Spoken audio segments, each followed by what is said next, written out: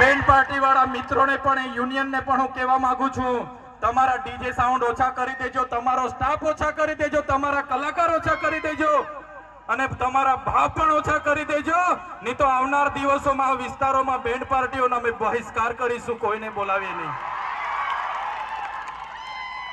મારા નોકરી કરતા કર્મચારીઓને પણ વિનંતી કરું છું, તમે આદિવાસીના દાખલા પર તમે ભણ્યા છો, તમને આદિવાસીના દાખલા પર નોકરી મળી છે, ત્યારે તમારા ભાઈ બહેનના દીકરા દીકરી શું ભણે છે, એની ફી ભરાય છે કે કેમ, આપણા સમાજની જાગૃતિ માટે કેમ તમે યોગદાન નથી આપતા? તમને પણ મારે બે હાથ જોડીને વિનંતી છે, તમે પણ યોગદાન આપો અને તમે પણ બધાને આગળ લાવવામાં મદદરૂપ થાવ. કોઈનાથી ડરવાની જરૂર નથી. આપણે બધા એક હોઈશું તો કોઈના બાપની તાકાત નથી કે તમને ને અમને કોઈ દબાવી શકે.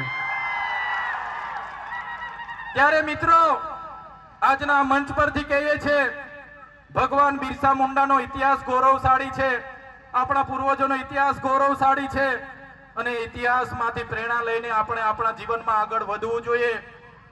કેટલી વાર સુધી લડેંગે જીતેંગે કરતા રહીશું.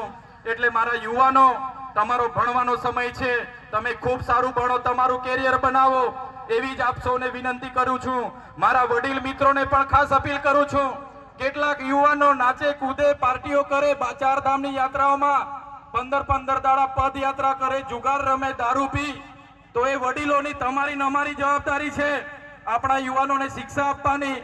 ઉભા રાખો એ લોકોને રોડ પર, જ્યાં મળે ત્યાં પકડો એ લોકોને, ઉપેશ કરાવો ને બીજી વારમાં જાહેરમાં આવું ખાવા પીવાનું, યાત્રા કરવાનું, નાચવાનું, કૂદવાનું બોની કરે, એની ધ્યાન આપણે રાખવું પડશે.